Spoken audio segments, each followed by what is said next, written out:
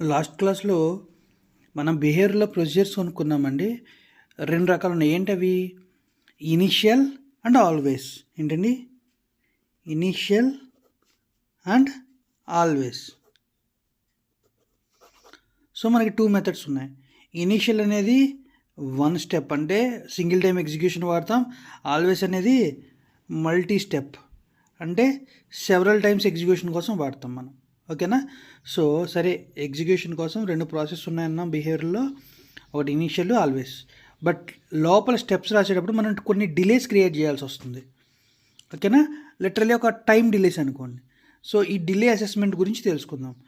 So ప్రొసీజర్లో ఫస్ట్ది ఏంటండి? Delay assignments.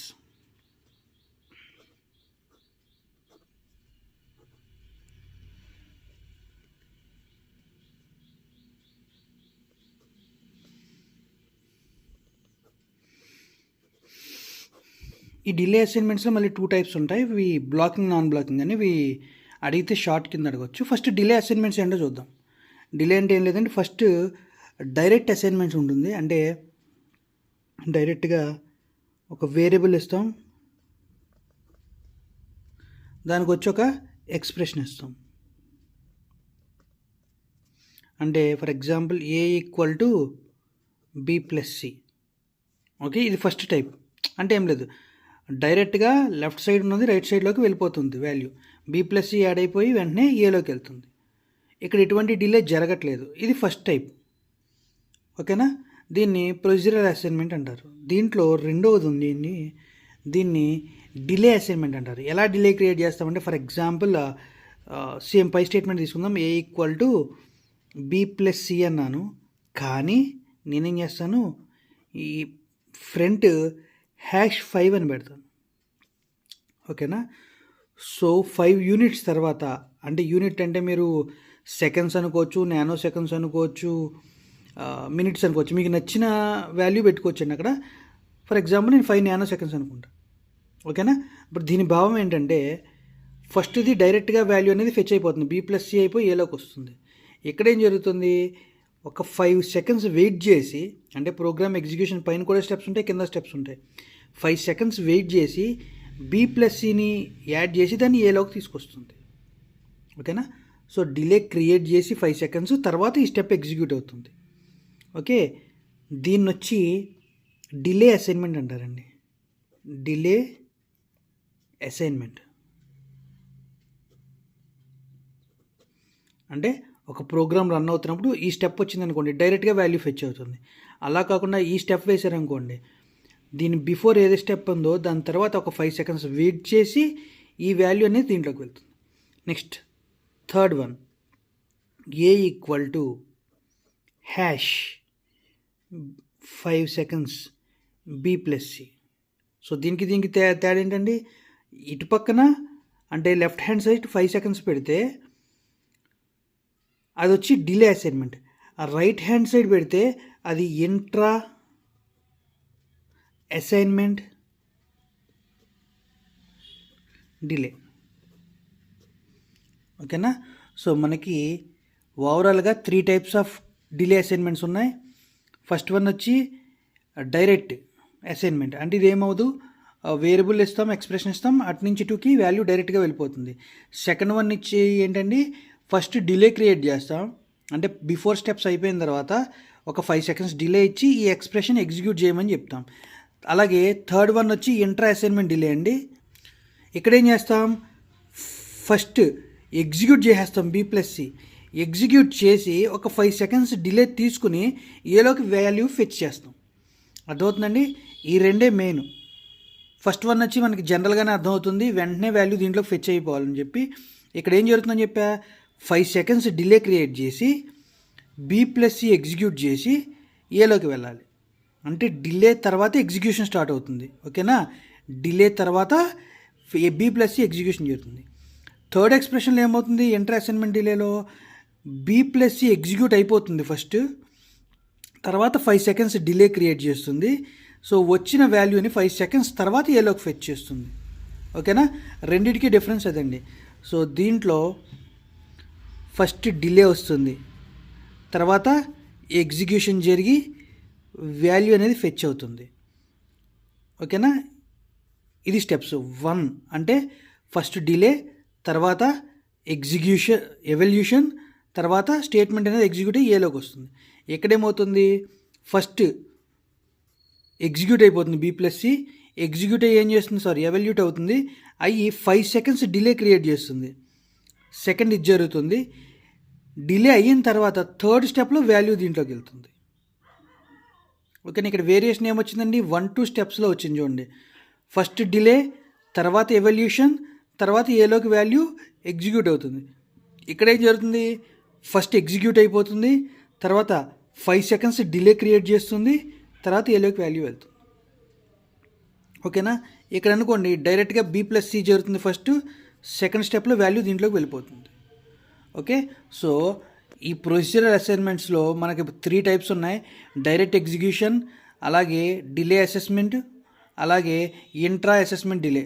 Okay, so మనకి మెయిన్గా యూజ్ చేసేది ఇవి 2 మాత్రమే. ఇది మనం నార్మల్గా రెగ్యులర్గా వాడేస్తాం కాబట్టి మెయిన్ డిఫరెన్స్ ఇక్కడే వస్తుంది. అంటే నువ్వు డిలే క్రియేట్ చేసి నెక్స్ట్ స్టెప్ ఎగ్జిక్యూట్ చేద్దాం అనుకుంటున్నావా, లేదా ఎగ్జిక్యూట్ చేస్తూ తర్వాత డిలేని క్రియేట్ చేద్దాం అనుకుంటున్నావా అనేది ఈ 2 స్టెప్స్ మీద బేస్ ఉంటుంది. ఈ రెండింటిని బేస్ చేసుకుని మనకి 2 రకాల ఎక్స్ట్రా అసెస్మెంట్స్ ఉంటాయండి. అవి వచ్చి బ్లాకింగ్,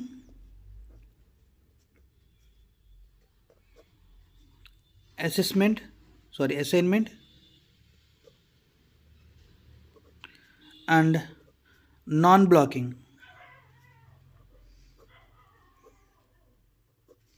అసైన్మెంట్. ఈ 2 కూడా ఒకేలా బిహేవ్ చేస్తాయండి, ఇవి 2 కూడా. సో బ్లాకింగ్ అసైన్మెంట్ని మనం =తో డినోట్ చేస్తాం. ఓకేనా, నాన్ బ్లాకింగ్ వచ్చి <= సింబల్తో డినోట్ చేస్తాం.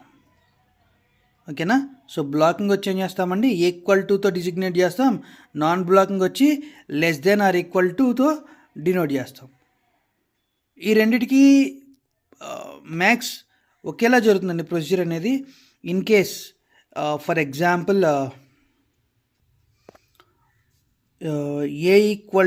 ఫర్ #5 సెకండ్స్ పెట్టి B+C పెట్టామండి.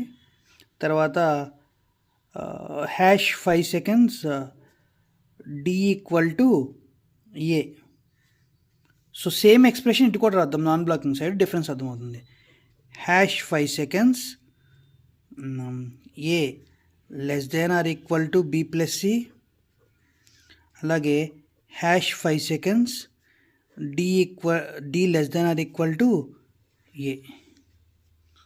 ఓకేనా, నేను 2 సేమ్ స్టెప్స్ రాశాను. రెండిటికి డిఫరెన్స్ ఏంటో ఇక్కడ మీకు అర్థమవుతుంది. నార్మల్గా ఇది ఏ డిలే అండి, second type of delay assessment. అంటే ఇక్కడ ఏం జరుగుతుంది, B+C జరిగి 5 సెకండ్స్ వెయిట్ చేసి B+C జరిగి ఏలోకి వాల్యూ వెళ్ళాలి. ఇది మనం జరిగే ప్రాసెస్. దాన్ని యూజ్ చేసుకుని నేను బ్లాకింగ్ అండ్ నాన్ బ్లాకింగ్ అసెస్మెంట్ని వాడాను. ఇక్కడ ఏం జరుగుతుందో చూడండి, = పెట్టాం కదా, ఫస్ట్ ఏం జరగాలి, ఫస్ట్ 5 సెకండ్స్ వెయిట్ చేయాలి. ఏమవుతుంది, ఫస్ట్ 5 సెకండ్స్ వెయిట్ చేసి B+C ఫస్ట్ జరుగుతుంది. ఓకేనా, ఫర్ ఎగ్జాంపుల్ B=1, C=2 అనుకుందాం. ప్రీవియస్గా ఏ వాల్యూ 0 అనుకోండి. ఓకేనా, సో ఇక్కడ ఏం జరుగుతుంది, ఫస్ట్ 5 సెకండ్స్ వెయిట్ చేశాక, ఓకేనా, ఫస్ట్ 5 సెకండ్స్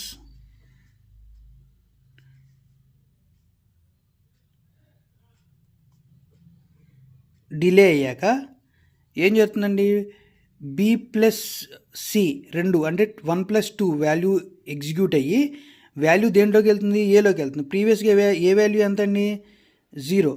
ఎప్పుడైతే ఏ వాల్యూ ఏమవుతుంది, 5 సెకండ్స్ తర్వాత ఏమవుతుంది, ఏ వాల్యూ 5కి మారుతుంది, A=5కి మారిపోతుంది.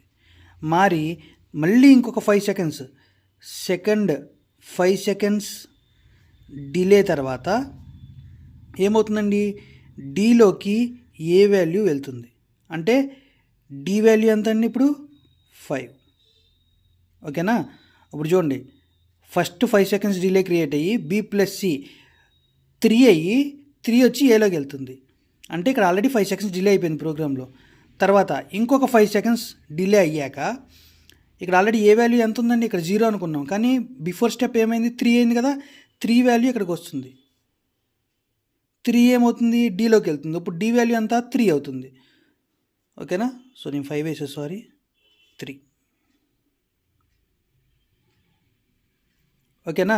సో ఓవరాల్ ఇక్కడ డిలే ఎంత వచ్చిందండి బ్లాకింగ్ అసెస్మెంట్లో, ఫస్ట్ 5 సెకండ్స్, తర్వాత 5 సెకండ్స్, మొత్తం ఎంత అవుతుంది, ఓవరాల్గా 10 సెకండ్స్ డిలే వచ్చింది. అర్థమవుతుందా. సో నేనేం చేయలేదు, #5 సెకండ్స్ B+C చేసా, రెండింటికి 2 వాల్యూస్ ఇచ్చాను, ఈ 2 యాడ్ అయ్యి ఏలోకి వచ్చింది. ఎప్పుడు 5 సెకండ్స్ తర్వాత. నెక్స్ట్ ఈ స్టెప్ ఎగ్జిక్యూట్ అయిన తర్వాత నెక్స్ట్ ఇంకో 5 సెకండ్స్ డిలే క్రియేట్ చేసి ఏలో ఉన్న వాల్యూని డీలోకి పంపించాను. సో ఇక్కడ ఎగ్జిక్యూట్ అయిపోయిన తర్వాత ఏ వాల్యూ ఏమవుతుంది, 3 కింద మారిపోయింది. సో ఈ 3 ఇక్కడికి వచ్చి డీలోకి వెళ్తుంది. సో ఓవరాల్ డిలే అంత ఈ ప్రోగ్రాంలో 10 సెకండ్స్. ఇప్పుడు నాన్ బ్లాకింగ్ వద్దాం. సేమ్ ఈక్వేషన్స్ కదా, కానీ నేనేం చేసా, ఈక్వల్ టు ప్లస్లో <= ఇక్కడ చూడండి, సేమ్ ఏ వాల్యూ ఫస్ట్ ఇనిషియల్గా ఎంత ఉంది, 0, బి వాల్యూ ఎంత 1, సి వాల్యూ ఎంత 2, ఇక్కడ ఏ వాల్యూ ఇనిషియల్గా ఎంత ఉంటుందండి 0, ఇక్కడ డి వాల్యూ ఏమో ఎంత ఉందో మనకు తెలియదు, సమ్ ఎక్స్ అనే ఉందనుకుందాం. సో 0. సో నేను స్టెప్స్ రన్ చేస్తున్నా. ఫస్ట్ 5 సెకండ్స్ డిలే క్రియేట్ అయింది నాన్ బ్లాకింగ్లో అండి. ఫస్ట్ 5 సెకండ్స్ డిలేలో ఏం జరుగుతుందండి, B+C జరుగుతుంది. అంటే 1+2 జరిగి అదేమవుతుంది, ఏలోకి వెళ్ళిపోతుంది ఆ వాల్యూ. సో 0 కాస్త ఏ కింద మారిపోతుంది. ఎట్ ద సేమ్ టైం ఈ 5 సెకండ్స్తో పాటు ఈ 5 సెకండ్స్ కూడా రన్ అయిపోతుంది. ఓకేనా. సో 2 స్టెప్లు ఒకేసారి ఎగ్జిక్యూట్ అయిపోతూ ఉంటాయి. అయిపోయి ఏమవుతుంది, ఏ వాల్యూ డీలోకి వస్తుంది, ఇక్కడ బిఫోర్ ఇక్కడ 1+2 జరిగి 3 ఎలా వస్తుందో, ప్రీవియస్ వాల్యూ ఎంత ఉంది, ఇక్కడ ఏ వాల్యూ 0 ఇక్కడికి వస్తుంది. అంటే ఇది ప్యారలల్ ఎగ్జిక్యూషన్ జరుగుతూ ఉంటుంది. ఓకేనా. ఇక్కడ ఏమవుతుంది, సీక్వెన్షియల్ ఎగ్జిక్యూషన్ జరుగుతుంది.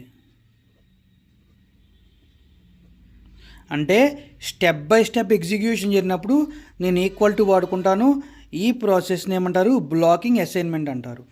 నాన్ బ్లాకింగ్ అసైన్మెంట్ ఏమంటే ఏం జరుగుతుంది, ప్యారలల్ ఎగ్జిక్యూషన్ జరుగుతుంది. అంటే ఎట్ ఎ టైం నువ్వు 10 స్టెప్పులు పెట్టావా 100 స్టెప్పులు పెట్టావా అనవసరం, ఎట్ ఎ టైం ప్రోగ్రామ్ అనేది అన్ని వాల్యూస్ని రన్ చేస్తుంది. సో దీన్ని ఏమంటారు, ప్యారలల్ ఎగ్జిక్యూషన్ కోసం వాడేది నాన్ బ్లాకింగ్. నాన్ బ్లాకింగ్ అంటే నెక్స్ట్ స్టెప్ని బ్లాక్ చేయదు, ఎట్ ఎ టైం రెండింటిని రన్ చేస్తుంది. అందుకని ఇందాక ఏం జరిగిందండి, 5 స్టెప్ జరిగిన తర్వాత మళ్ళీ 5 సెకండ్స్ వెయిట్ చేసి ఏ వాల్యూని డీలోకి పంపించాం. ఇక్కడ ఏం జరుగుతుంది, 5 స్టెప్ రన్ అవుతున్నప్పుడే కింద స్టెప్ కూడా రన్ అయిపోతుంది. 5 స్టెప్ జరుగుతున్నప్పుడు ఏ వాల్యూ 0, అంటే ఇక్కడ ఏ వాల్యూ 0 ఉన్నట్టు. సో 0 వాల్యూ ఇక్కడికి వెళ్ళింది, ఈ ఎగ్జిక్యూషన్ జరిగి 3 వాల్యూ ఇక్కడికి వచ్చింది. అదవుతుందా మీకు. సో 2 ఒకటే, but there is a difference between delays. ఇక్కడ ఓవరాల్ 2 స్టెప్స్ ఎగ్జిక్యూషన్ డిలే ఎంత, 10 సెకండ్స్, బట్ ఇక్కడ ఓవరాల్ ఎగ్జిక్యూషన్ డిలే ఎంత, 5 సెకండ్స్. అర్థమవుతుందండి. 2 ఒకటే. బ్లాకింగ్ అంటే ఏం జరుగుతుంది, ఒక స్టెప్ అయిన తర్వాత నెక్స్ట్ స్టెప్ని బ్లాక్ చేసి రన్ చేస్తూ ఉంటుంది. నాన్ బ్లాకింగ్లో ఏమవుతుంది, ఎట్ ఎ టైం ఎన్ని స్టెప్స్ ఉన్నా ఒకేసారి రన్ అవుతూ ఉంటుంది. సో నెక్స్ట్ స్టెప్ని బ్లాక్ చేయట్లేదు, అందుకని దీన్ని నాన్ బ్లాకింగ్ అంటున్నాం, ఇక్కడ దీన్ని బ్లాకింగ్ అంటున్నాం. వీటిని ఎక్కడ వాడతామంటే, వీటికి కొన్ని రూల్స్ ఉన్నాయి. మేబీ డిఫరెన్స్ అడిగినా రాయొచ్చు, లేకపోతే మనం థియరీ కింద ఎక్కడ క్వశ్చన్ అడిగినా రాయొచ్చు. గుర్తుపెట్టుకోండి, బ్లాకింగ్ అంటే డిలే జరుగుతుంది, నాన్ బ్లాకింగ్ అంటే డిలే ఉండదు, ఎట్ ఎ టైం అన్నీ రన్ అయిపోతూ ఉంటాయి స్టెప్స్. అట్లాగే ఇది సీక్వెన్షియల్ అంటే స్టెప్ బై స్టెప్స్ ఎగ్జిక్యూషన్, ఇది ప్యారలల్ ఎగ్జిక్యూషన్. సో చిన్నగా డిఫరెన్సెస్ రాద్దాం. ఇవే గోల్డెన్ రూల్స్ అని కూడా అనుకోవచ్చు మనం. ఓకేనా. Difference between blocking, non blocking.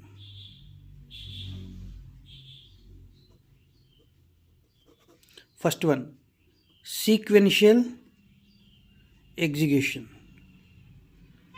లేకపోతే సీరియల్ ఎగ్జిక్యూషన్ రాసుకోండి. ఇక్కడ parallel execution.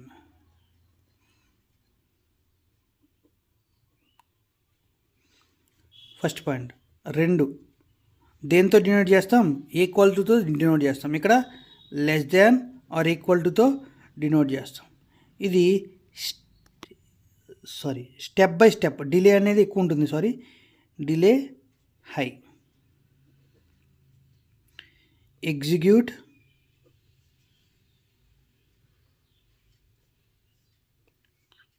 In less time.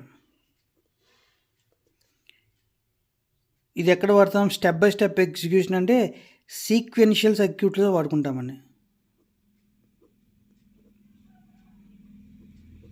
ఇదేం చేస్తాం, కాంబినేషనల్ లాజిక్ సర్క్యూట్స్తో వాడుకుంటాం.